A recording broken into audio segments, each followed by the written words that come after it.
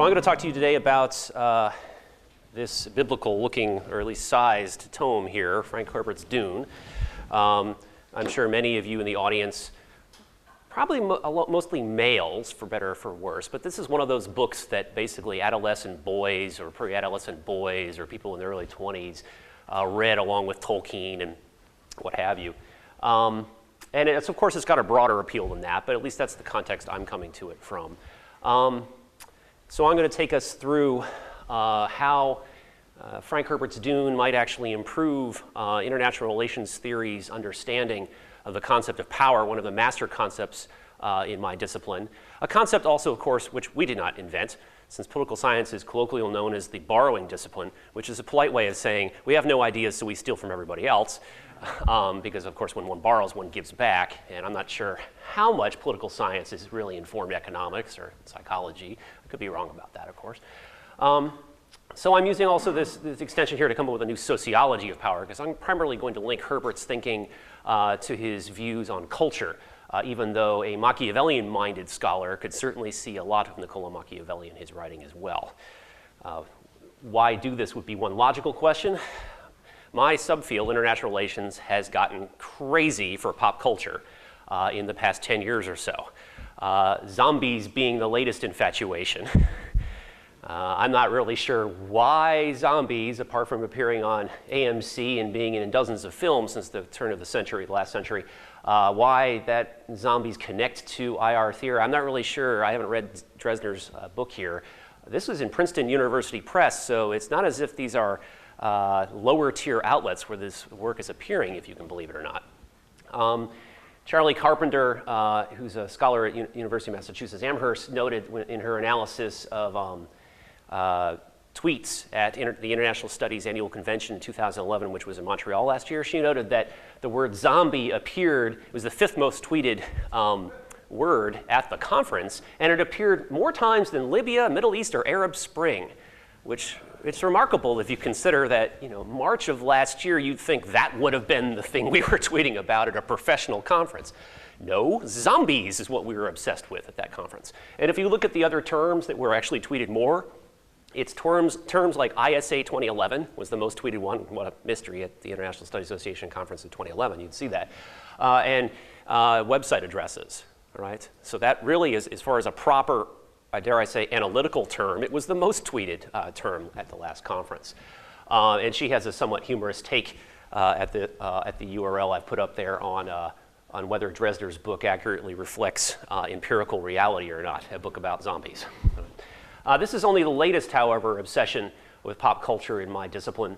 Battlestar Galactica animated a lot of attention around 2005, 2006. That was the largest attended panel at my association's annual conference. About 2,000 people crammed into this ballroom in Chicago, along with a not inconsiderable number of political scientists dressed up as characters from Battlestar Galactica.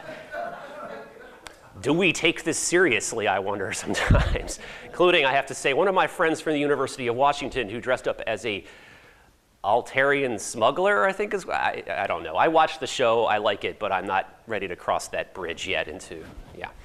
Lord of the Rings also animated a lot of our attention as well. Views that Mordor somehow represented either the Soviet Union during the Cold War, the Nazis before that, or in our latest obsession, some Islamofascism, I guess, was the term that was used until recently. Right? Harry Potter also got a volume devoted to his study as well, the influence of Harry Potter on international relations, which looks somewhat less ridiculous, I guess, than some of the other titles, because Harry Potter is a book that when you look at book sales, you're talking about between 700 and 900 million people have read one of the books in this series. So that's not nearly so ridiculous because, after all, that number of volumes being read on a global scale, it will influence culture. I mean, it will have that kind of influence. Right? There are courses now on international relations and pop culture at Georgetown, the University of London, the Central European University in Budapest in Hungary, Hobart College in upstate New York, American University, and dozens of other institutions in Europe and the United States. And there is even now a degree program in international relations and pop culture, if you can believe it. You can get an MA from the University of Newcastle in global politics and popular culture. I'm not really sure what one does with that MA other than attend conferences at the International Studies Association and dressing up like Battlestar Galactica, but you can see this is a rigorous course of study here. It's not something all fun and games by which we simply raise money for the university.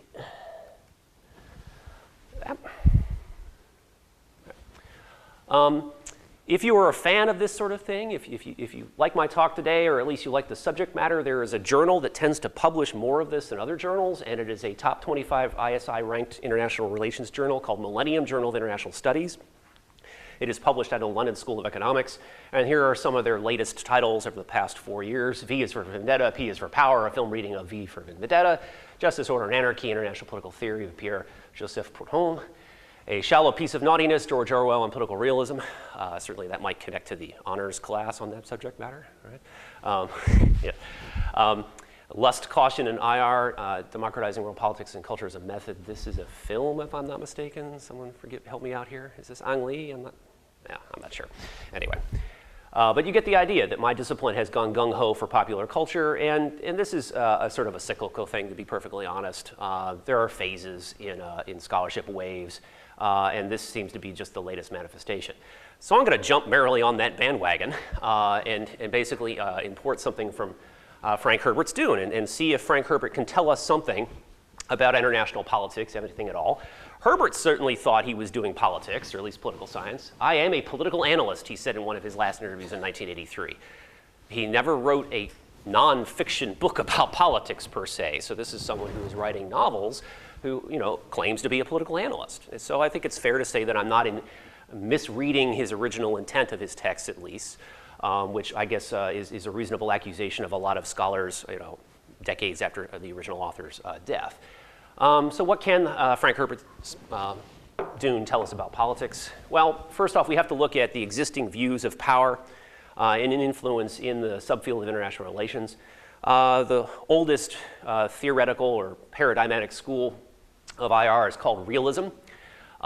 It's connected, of course, to the philosophical school known as political realism, with Niccolò Machiavelli as one of its chief advocates, arguably Thucydides, if you want to go further back there.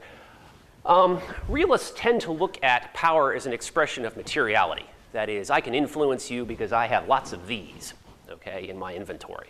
All right, Nimitz-class aircraft carrier. This photo was hung in the office of Admiral Joseph Pruer, who was the former commander of the Central Pacific Command, CINTPAC.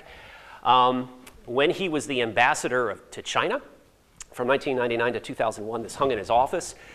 His former colleagues had given him a large wall-sized print of this, to which they had affixed the caption, "Diplomacy," underneath the Nimitz. Now, this is the ambassador's office. So you can imagine Chinese government personnel are going into that office to meet with the ambassador, and they are receiving some diplomacy, right? And it became somewhat important, at least the symbolism of that, when the United States got involved in a major diplomatic incident with China just after George W. Bush's inauguration in 2001, involving an E-3 spy plane. And Pruer was on site negotiating with the Chinese about what to do there. Anyway, realists would look at your ability to coerce people, to influence them, to direct them as an expression largely of your material power. In some respects, they owe lineage to Max Weber as well, his understanding of rule, all right, domination, Herrschaft, right, and the realists tend to draw heavily on that. Liberals, in contrast, tend to emphasize values-laden arguments. Most famous proponent of liberalism recently is Joseph Nye, who's published a lot on a phrase he coined called soft power. If power can be soft is the first logical question we should ask. After all, if someone is being coerced, do they really think that they're being softly coerced, right?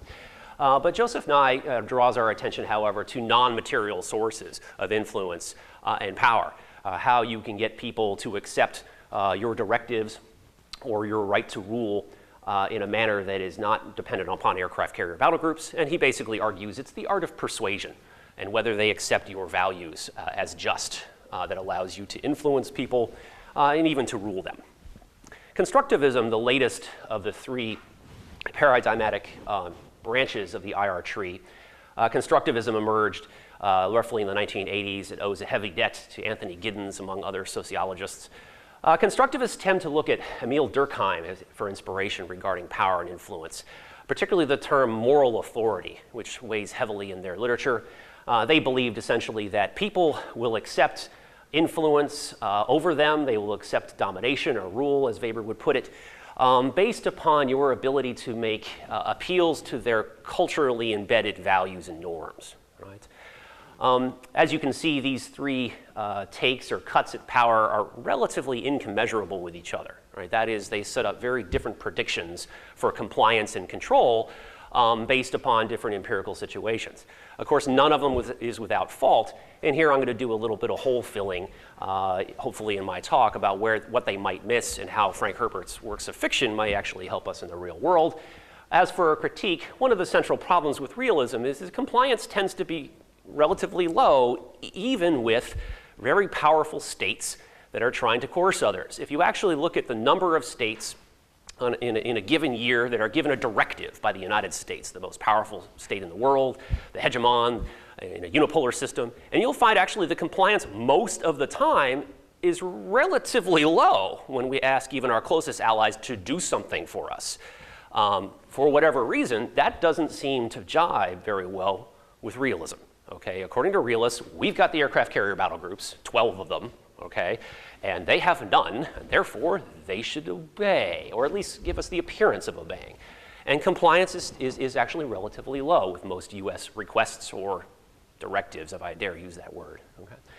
Liberals come in for criticism on this concept of soft power because Nye does a very poor job of distinguishing between influencing someone and ordering them and dominating them and using power. Okay, he doesn't really distinguish those terms.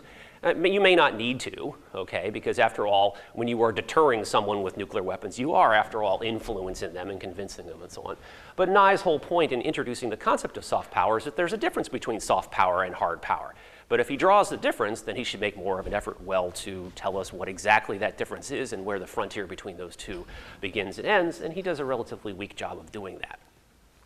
I'm a constructivist, so bias aside, constructivism, relying on Durkheimian conceptions of moral authority, tends to adopt on occasion a relatively idealistic view of power and its exercise, that power has a moral component to it in different world lives or world views, life worlds, I guess is the correct term from Weber again, and that people will accept it based upon their cultural norms, without oftentimes looking at the specific content of those cultural norms that are being employed to persuade people. Durkheim wasn't really doing the rich empirics that a lot of constructivists have been doing the past couple of years, at least with regard to a moral authority. And a lot of constructivists, particularly one very prominent piece by a scholar named Rodney Bruce Hall at Oxford University, they go at materialist conceptions of power directly by saying that, well, culture trumps power. But oftentimes it seems relatively difficult for them to produce evidence that actually, in a situation where superior power is being exercised upon someone, that it's really the culture that is persuading them and not the, well, material force that is persuading them to do things. All right? So each of these theoretical views has some weaknesses. Perhaps Dune will be able to fix some of them, okay, if not all of them.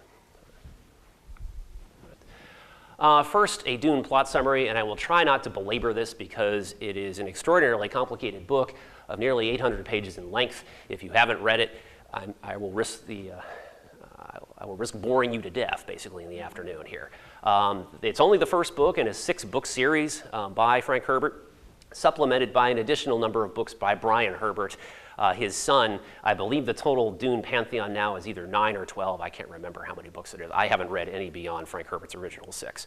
So I'll try to focus primarily on his first book and do a relatively quick snapshot of what this book is about, who the primary characters are, and we'll see whether we can tease something out of here that is distinct that might help IR theory's conception or improve IR theory's conception of power. First off, the political structure of the world of Dune. There are state actors and non-state actors, just like international politics right now. The state actors are often referred to in a monarchical sense as houses, because this is a basically neo-feudal society set somewhere in the order of about 10,000 years in the future. And absolutist monarchy has returned in full force. And each of these houses represent a world or multiple worlds that they control under their dominion. The most important house is House Carino, the family of the Padishah Emperor Shaddam IV, who rules from his homeworld of Khitan. And the Carino family has held power for an indeterminate number of years. You can't really figure out from the book directly how many years it is, but it's clearly a really long time, and we were talking about dozens of generations of power. The Landsraad is the parliament, very much like the Scandinavian word from which it's derived, where all the houses meet, houses major and houses minor. There's a distinction between the two, which really doesn't matter much causally, at least for the first book. The minor houses don't play any role really in the first book at all. The Landsraad is largely under the thumb of House Carino because House Carino possesses a military power that none of them can equal in the form of their shock terror troops known as the Sadarkar, who are basically a bunch of criminals raised on a prison world known as Seleucus Secundus, of which only about a third of them survive into their teenage years. I guess they're basically treated in an almost inhuman manner, told to live off the land, beaten regularly, otherwise motivated to become absolutely brutal on the battlefield. None of the other houses can equal this power, and therefore none of them directly challenges the emperor, even though over time the Landsraad has grown to resent the absolutist control of the emperor. The emperor's chief rival is House Atreides, located on their initial homeworld of Caladan, but as the book begins, they are being forced to relocate to the desert planet of Arrakis as part of a ploy by their long-term enemies, House Harkonnen, which is in a blood feud with them that has lasted generations, and the emperor himself, who sees in House Atreides' popularity in the Landsraad a potential threat to his future rule.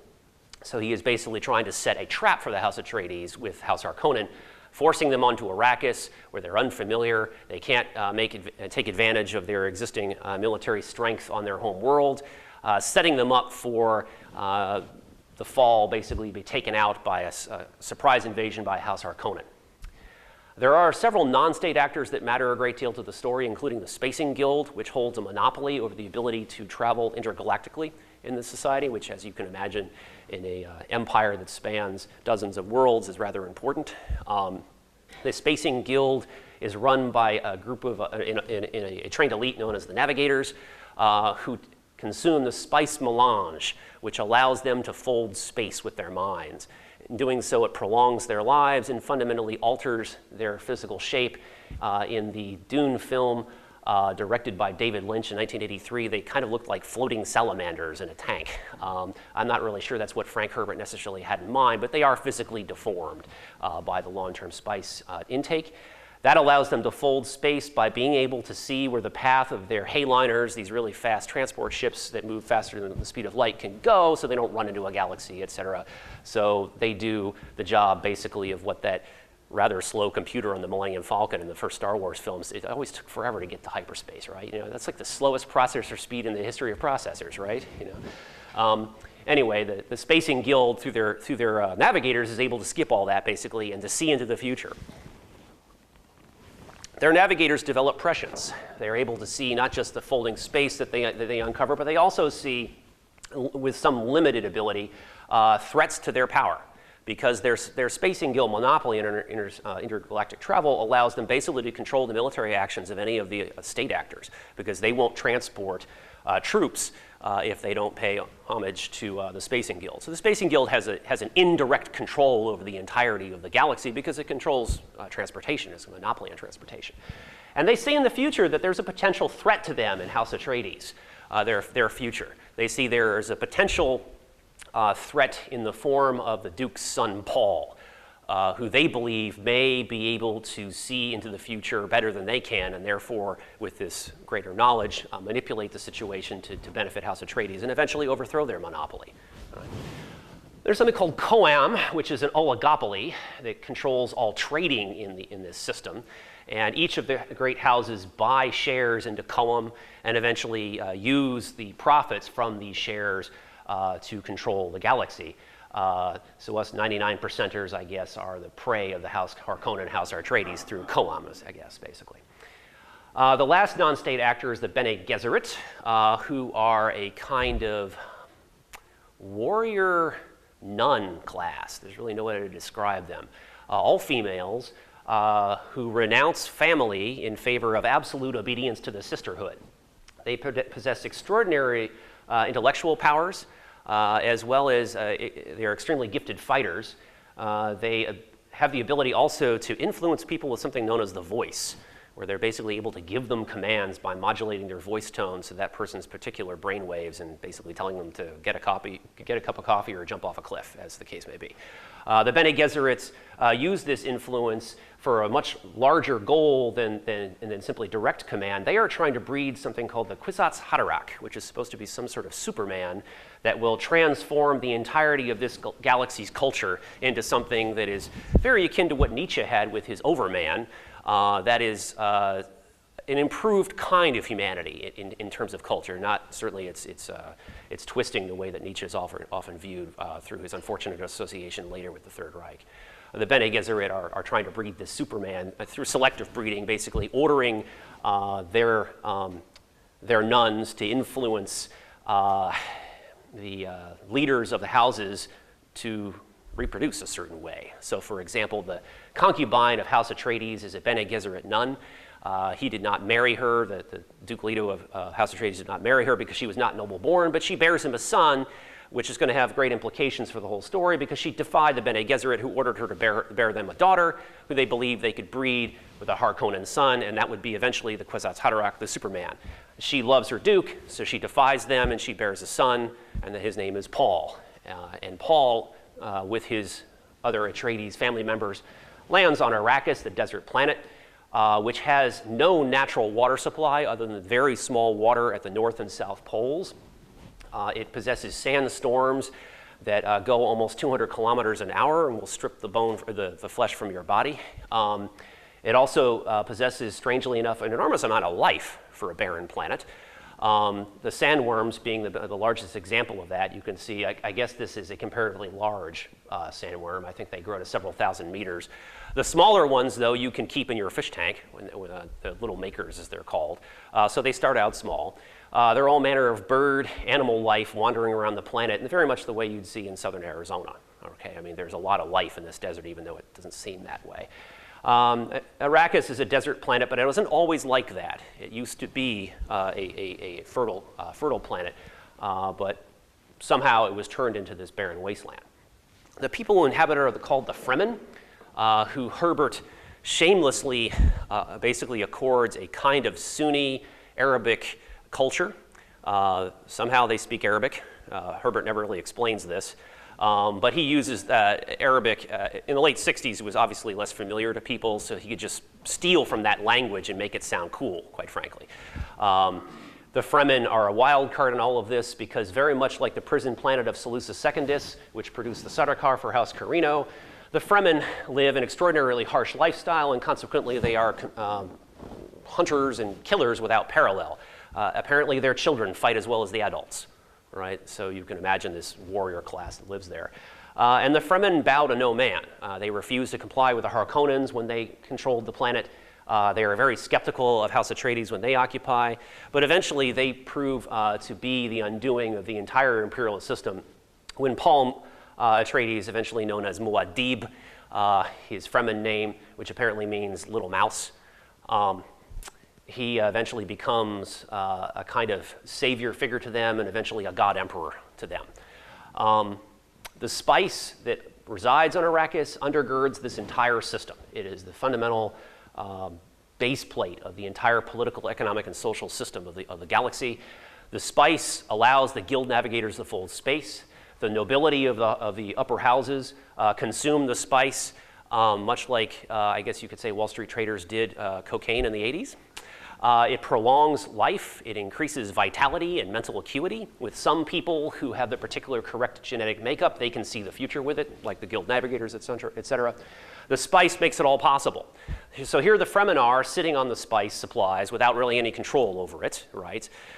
Sort of backed into a corner by these powerful houses and a spacing guild which wants to maintain this constant flow of spice. The phrase from the book that's most famous is "the spice must flow." And of course, you substitute the word oil, and you get a lot of contemporary politics today, essentially. You could look at the Fremen as basically the Arabs of today, and the spice, the oil, has been extracted and sent to the world economy, and our economy can't work without that, and it goes on and on. You can read further into it, basically. All right. Any questions so far about this world of Arrakis? Yes, ma'am?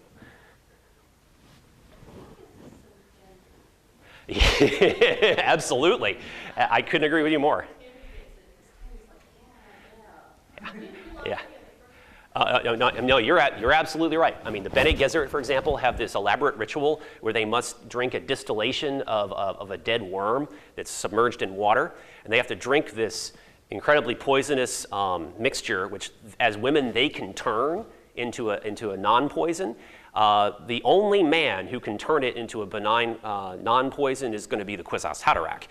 All other men who try this try and die. But of course, it seems like, okay, that's a warrior nun cult that's really, really powerful, but again, it places him in a situation of dependency, right, on this male savior that will come transform the world. I would simply say it's Frank Herbert. I mean,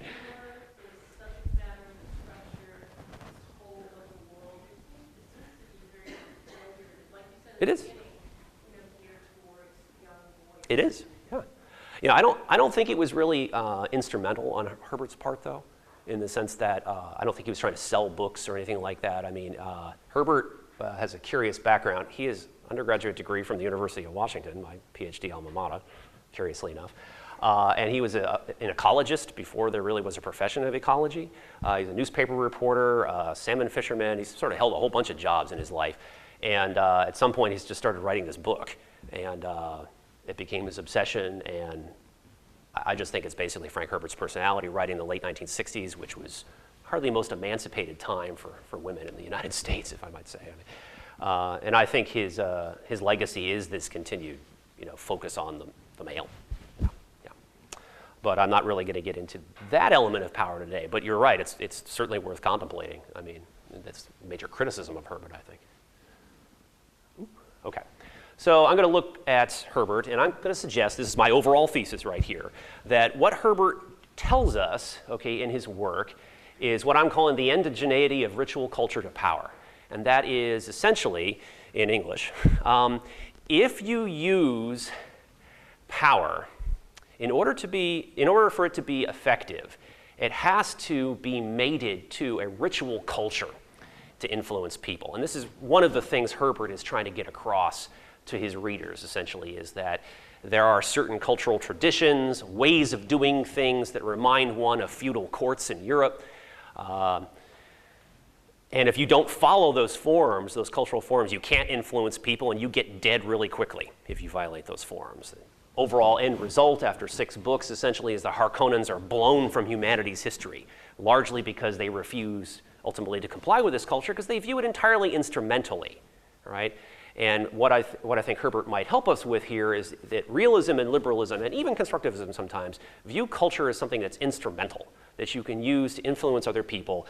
You just sort of make nice culturally long enough, and then they'll go along with whatever you're doing. Whereas what Herbert, I think, is trying to tell us is that you can't separate culture from power, that they are wrapped together and they feed back into each other.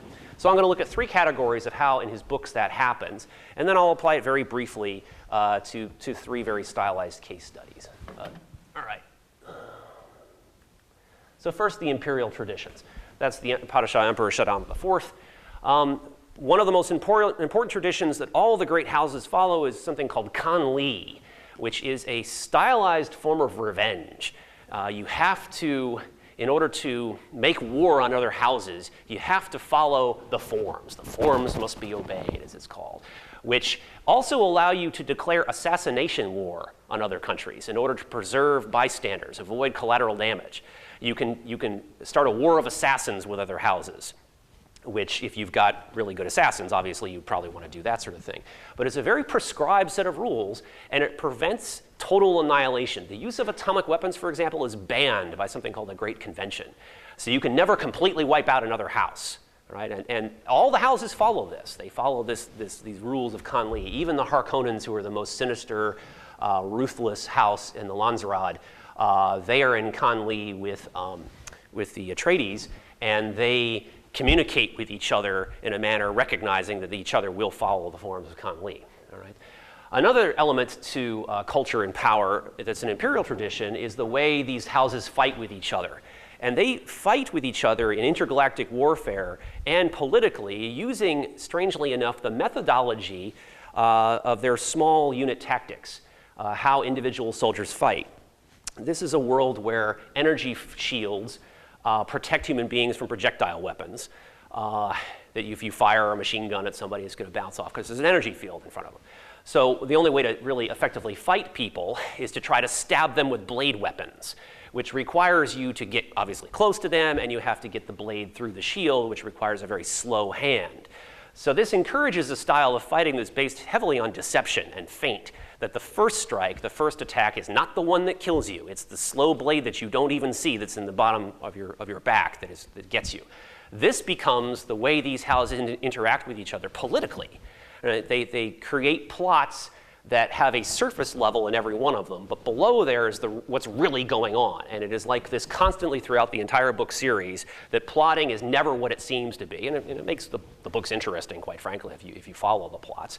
And it makes it rewarding if you read the book several times, because you always find new subtleties to the book. All strategies are based with this in mind, that it's the second attack that kills you, even when one departs from that strategy deliberately to attain surprise. So the Harkonnens invade Arrakis and destroy the Atreides army by surprise, doing this deliberately. The reason they're able to surprise the Atreides is because the Atreides think that this is how violence works. But even in doing this, the Harkonnens have a secret that they're not really trying to seize Arrakis. Arrakis is a means to an end, to destroy the Atreides house, make the other houses fear the Emperor, because the Emperor loans them several legions of his Sardaukar terror troops in Harkonnen uniforms, and the Harkonnens want to get this out to the other houses to make them afraid of the Emperor even more. So Arrakis is not the objective. Even the destruction of the Atreides is not the true objective. The true objective is the Harkonnens are using this attack to become emperors, right, to elevate the head of their house, Vladimir Harkonnen, to become emperor. The Emperor himself, in helping the Harkonnens, is also, in abandoning this strategy of subtlety, is trying to himself create a situation where he returns to his former preeminence by using the Atreides as a kind of scapegoat, a house to be feared, and then setting the Harkonnens up for a hard fall on the planet, because he knows the Fremen will probably destroy the Harkonnen occupying army. But even this lack of subtlety eventually feeds back onto them, okay? So the feint within the feint is countered by Paul Muad'Dib, the head of Atreides family, who eventually becomes the leader of the Fremen. As he says to a Fremen leader in the middle of the book, the Sardaukar on Arrakis are a measure of how much our beloved emperor actually fears my father. So in an expression of strength, you're actually showing your weakness, right? To the Bene Gesserit and how they use culture and how it relates to power. One of the things that they do is to test all of their new initiates with something called the box. And here it is portrayed in David Lynch's film in '83. All women who want to enter the order have to put their hand in the box, which inflicts agonizing pain through stimulation, through nerve induction, telling your hand that it's burning or that it's rotting or it's being torn to pieces, and nothing happens to your hand. But of course, it drives you crazy. At the same time as they put a poison needle known as a gum jabar on your jugular, and they say, if you pull your hand out, I stick you with the needle and you die because you are an animal.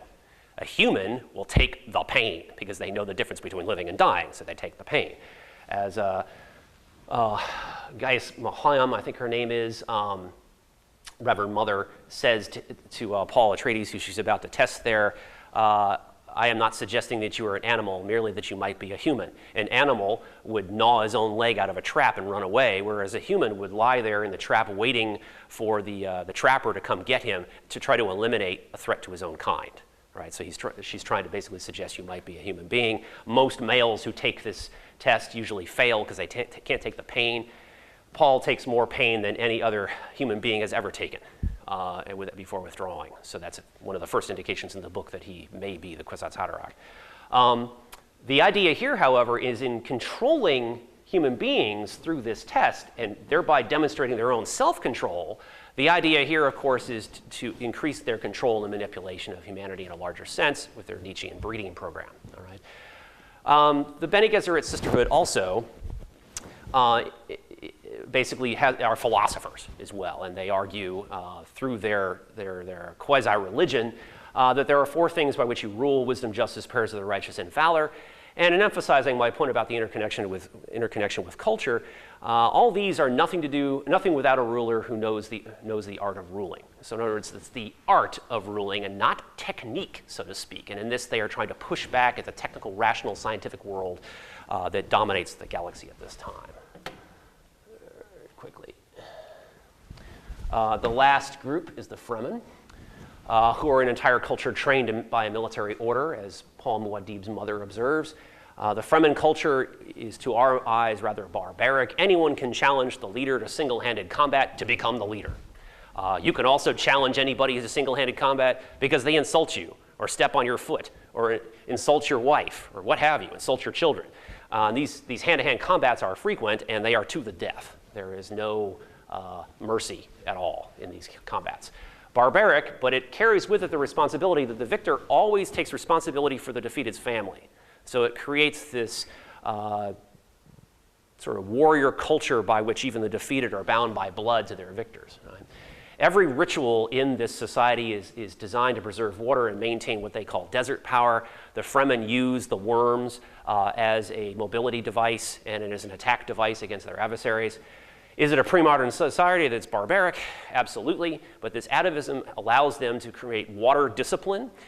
They are saving vast caches of water in underground caverns of millions of liters of water, which they eventually will use to transform the surface of Arrakis.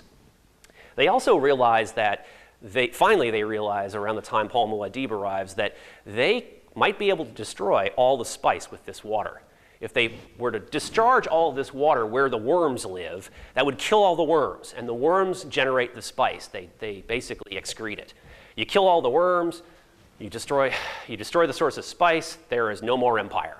And Paul Muad'Dib observes very early on in his interaction with them, to have the power to destroy is to control a thing. All right. Paul instrumentally tries to use this legend of a savior, Mahdi, called the Lisan al-Gaib, the voice from the outworld. He tries to use that, make himself look like that so he can rule them, and then he gets caught in what Herbert calls in 83 the vortex, that he loses control over his ability to control himself, to prevent the intergalactic jihad that will emanate from the Fremen and transform the universe. He's actually trying to stop that because he doesn't want the bloodshed to happen. All right. So the Fremen have this cultural connection to violence that speaks volumes about their ability to manipulate others and control the universe. So how does this matter? Right? How can we apply this? Well, Herbert reminds us the limits of our own agency. Paul Muad'Dib develops prescience. He can see the future, and he sees what's coming. If he acts to preserve himself and becomes the leader of the Fremen, he will attain this immensely powerful army that will transform the universe and kill millions of people. And he tries to prevent that and fails. Okay, even as he tries to do the human thing, right? So Herbert is trying to remind us of the limits of our own agency. Herbert is also returning our attention to the unintended or perhaps unavoidable consequences of our own culture, that once we become embedded in a culture and we see the world that way, even when we try to influence people, we end up influencing ourselves back. I mean, political scientists have often referred to this as blowback. All right. How can ritual and power and their interconnectedness be applied to contemporary international politics? Well, one example is George W. Bush having a non-alcoholic beer with Nicolas Sarkozy, Angela Merkel, the German Chancellor, and Tony Blair, then still Prime Minister of Great Britain in 2007, at the G8 conference in Mecklenburg.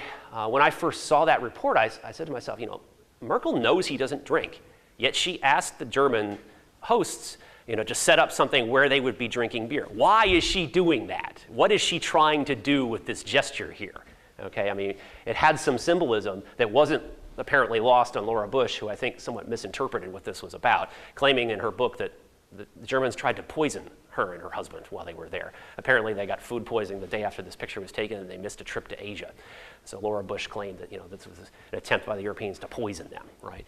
Nevertheless, it is curious. Why pick a ritual that will make the US president feel somewhat uncomfortable as a recovered alcoholic, right?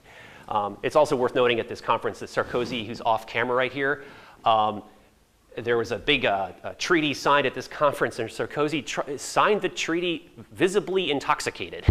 the next day. And these kinds of rituals matter. What do they reveal about people's power and status? Very briefly, what can this kind of approach tell us about mass protests in Tehran, in Iran in '79, and then again in 2009? There were large-scale protests attempting to destroy first the Shah's regime, and then eventually, perhaps eventually, Ahmadinejad's regime.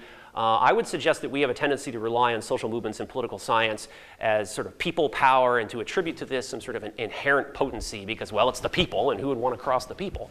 I think some of that is because, frankly, many of us have a strong personal relationship with these movements, many of us having participated in them, particularly the generation that came of age in the 60s. What we should do, I would suggest, is follow Herbert's advice and analyze their tactics. A revolution that succeeded in '79 through mass protests, one of the things that the Iranian protesters did in '79 was they used the funeral rituals as a basis to maintain a momentum in the protests that they might not have acquired otherwise. What would happen is that the Shah's army would go up to these mass protests in Tehran and they'd shoot a bunch of people with live rounds and they'd kill a bunch of people.